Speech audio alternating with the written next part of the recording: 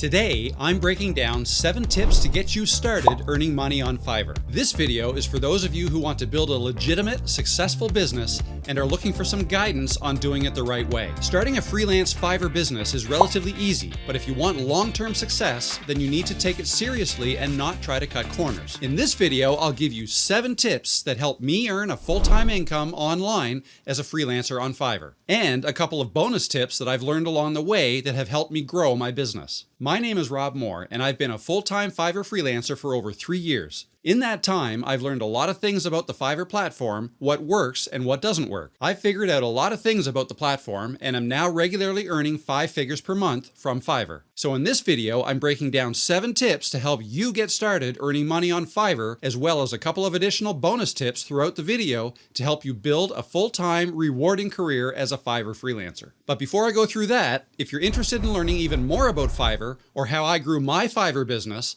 join me for my live stream this Thursday at 12 p.m. Eastern. I live stream most Thursdays for at least 1 hour, and this week I'll be answering any and all of your questions relating to Fiverr, running a freelance business, video editing, YouTube, live streaming, and anything else you want to talk about. A link will be available from my channel about 1 hour before the live stream begins, so be sure you're subscribed to this channel and click the bell icon so you'll be notified when the link is available. You'll then be able to post any questions you have in the live chat before I go live. So that's this Thursday, 12 p.m. Eastern Time.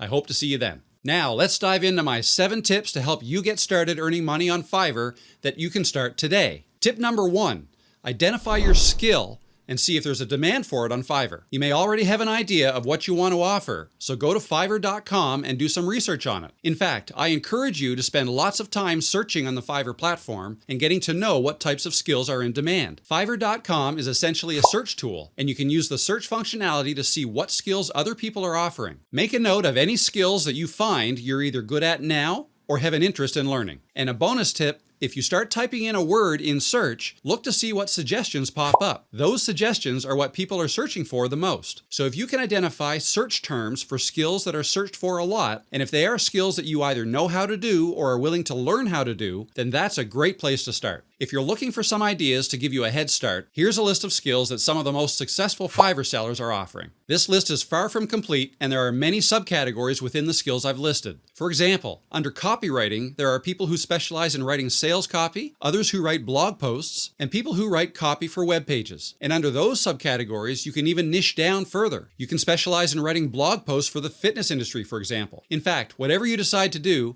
think of ways to specialize and set yourself apart from the competition. A gig that offers to write someone a blog post on things related to fitness and diet is much more specialized and may yield better results than a gig that just says, "I will be your copywriter." That's too general to work, especially when you're just getting started. Tip number 2, research your competition. Once you've narrowed down your list of potential skills to offer, do some research and see what your competition are offering. Search using the keywords you want to target and look for people who are offering the same thing or similar to what you want to offer, paying particular attention to the people who are doing it successfully. How? Well, the most successful would typically be the ones that show up at the top of the list in search, but depending on how saturated the market is, you may get different results every time you search for the same service. So what you should do is look for those who have a lot of 5-star ratings and also look for those who are at least a level 2 seller or even a top-rated seller. My advice would then be to create a spreadsheet and start listing these successful gigs. Include the seller's username, their gig title, and write down their pricing information, how much they're charging for X amount of work. This will be different for each skill type, but if we look at voiceover gigs, for example, they likely charge a certain amount per 100 words or 500 words or something like that. Also in your spreadsheet, you want to include the number of 5-star ratings they have and what level seller they are, level 1, level 2, or top-rated seller. Continue building your spreadsheet list with other successful gigs, and you'll get a good picture of what successful sellers are charging for these services. Then ask yourself, is this something you think you can do for the prices being offered? If so, then great. Let's move on to tip number 3, which is keep it simple. Your initial goal shouldn't be to hit a home run with the perfect gig that will make you all the money you'll ever need. Don't start off trying to compete directly with those top sellers you identified in your spreadsheet. You have to offer something more because you aren't established yet. Remember, they have all those 5-star ratings and work history, and they're going to show up at the top of searches way more often than you in the beginning. So you have to find another way to get your foot in the door, and the way you do that is by either pricing yourself lower than them or offering more than they do for the same price. or both. This kind of goes against everything I've read about pricing your services fairly and not selling yourself short, which you don't want to do. But the goal here, right now in the early stages, is not to make a profit. That's right, you just want to find something that is in demand and is something you can do and is relatively simple, because your goal in the beginning is to get 5-star ratings as quickly as you can. So,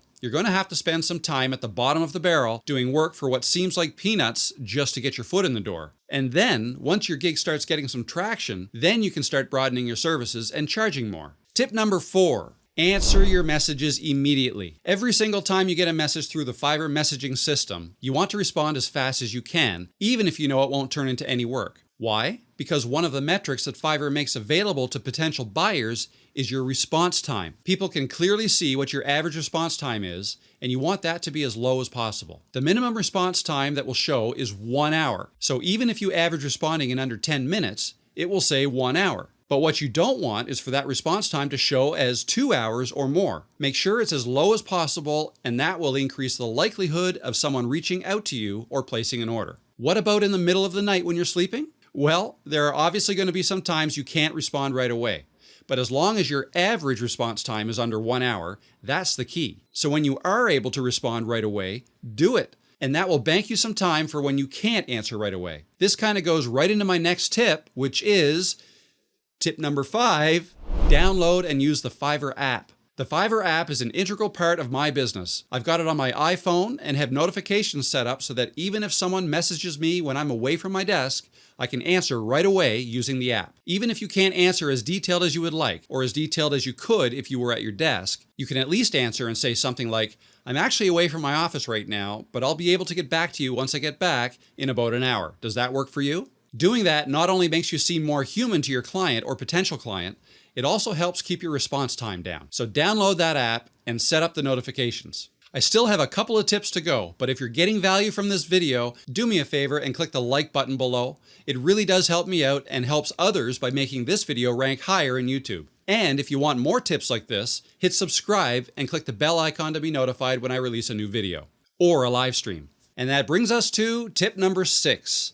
Create a gig video. No, Fiverr doesn't require that you create a gig video. You can very easily launch a Fiverr gig without having a gig video for it. I just strongly recommend that you do. Having a gig video is super important when it comes to getting people to click on your gig when it comes up in search. Mainly because people are just more apt to want to watch a video than look at an image. So much more information can be conveyed in a video than an image. And so if someone is wanting to learn more about what you're offering, they'll be more likely to click on your gig if they see that you have a gig video. When gigs are shown on a search results page, you can tell which ones have gig videos and which ones don't, as the ones with gig videos have a small play button in the upper right corner. There are so many gigs on Fiverr that don't take advantage of this, and I get it, it's definitely harder to create a gig video and takes more time. But do yourself a favor and create a gig video. Or hire someone on Fiverr to create one for you. It's a great way to differentiate yourself from your competition if they don't have one. And tip number 7, set your custom thumbnail. When you upload a gig video to your gig,